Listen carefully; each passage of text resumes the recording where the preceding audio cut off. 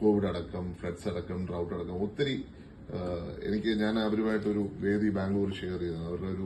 അവർ വളരെ ഒരു ഡൈനാമിക് ക്യാരക്ടറാണ്. അപ്പോൾ ഞാൻ ആശംസിക്കുന്നത് നിങ്ങൾ മറ്റേ ഇൻഫോസിസ് ഫൗണ്ടറിനെ പോലെ ബിസി ആവുകയും കുറച്ച് കഴിയുമ്പോൾ നിങ്ങളുടെ ഭാര്യമാരും ബിസി ആവട്ടെ എന്ന് ഞാൻ ആശംസിക്കുന്നു.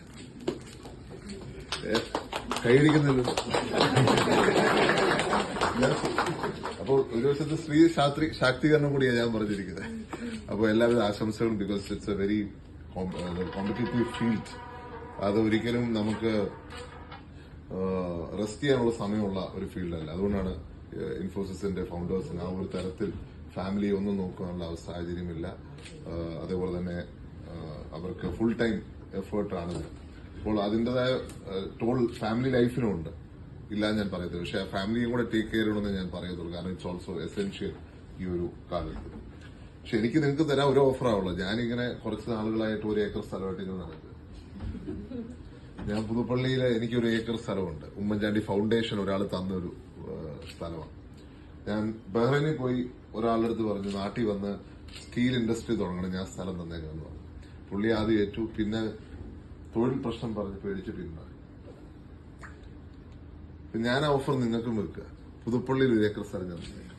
നിങ്ങൾക്ക് എക്സ്പാൻഡ് ചെയ്യാൻ താല്പര്യമുണ്ടെങ്കിൽ പുതുപ്പള്ളിയിലേക്ക് സ്വാഗതം. MLA എന്ന നിലയ്ക്കും പൂർണ്ണമായ പിന്തുണ നിങ്ങൾക്കുണ്ടായിരിക്കും. ഞാൻ ചുമ്മാതെ പറഞ്ഞതല്ലാതെ മനസ്സിലായില്ല. ഇൻഫോസിസിന് തുടക്കം എന്ന് പറഞ്ഞ ചുമ്മാതല്ല, അങ്ങോട്ടും പുതുപ്പള്ളിയിലോട്ടുള്ള എക്സ്പാൻഷനാണ് ഞാൻ സൂചിപ്പിച്ചത്. അപ്പൊ എല്ലാവിധമായ ആശംസകളും നേരുന്നു. വലിയ ഒരു പ്രസ്ഥാനമായി മാറട്ടെ. നമ്മുടെ നാടിനും കേരളത്തിനും അതുപോലെ തന്നെ രാജ്യത്തിനും ഒക്കെ അഭിമാനകരമായ രീതിയിൽ വളർന്നു വരാൻ സാധിക്കട്ടെ. നമ്മുടെ ചെറുപ്പക്കാരാണ് ലോകം മൊത്തവുമായി മാറ്റിക്കൊണ്ടിരിക്കുന്നത്. ഇപ്പൊ പുതുപ്പള്ളി എന്നുള്ള ഒരു വ്യക്തി തോമസ് കുര്യൻ പാമ്പാടിക്കാരനാണ്, എന്റെ തൊട്ടടുത്ത പഞ്ചായത്ത്. ആ വ്യക്തി 40 വർഷങ്ങൾക്ക് പോയി US പോയി. ഇന്ന് US ഗൂഗിൾ ക്ലൗഡിന്റെ CEO ആണ്. ലോകത്തിൽ തന്നെ ഏറ്റവും കൂടുതൽ ശമ്പളം പിടിക്കുന്ന ഇന്ത്യക്കാരനാണ്. അപ്പോൾ നമ്മുടെ ആൾക്കാർക്കുള്ള പൊട്ടൻഷ്യൽ ലോകത്തൊരിടത്തുമില്ല. പക്ഷെ കേരളമാണ് ആദ്യം ടെക്നോ പാർക്ക് തുടങ്ങിയത്. ടെക്നോ പാർക്ക് തുടങ്ങിയെങ്കിലും നമുക്ക് ആ ഒരു റേസിൽ പിടിച്ചിരിക്കാൻ പറ്റിയിട്ടില്ല. നമുക്ക് അതേപോലെ തന്നെ ബാംഗ്ലൂർ പോലെ, ചെന്നൈ പോലെ, ഹൈദരാബാദ് പോലെ എക്സ്പാൻഡ് ചെയ്യാൻ സാധിക്കട്ടെ. നമ്മളിൽ നിന്ന് ഗ്ലോബൽ കമ്പനീസ് വരട്ടെ.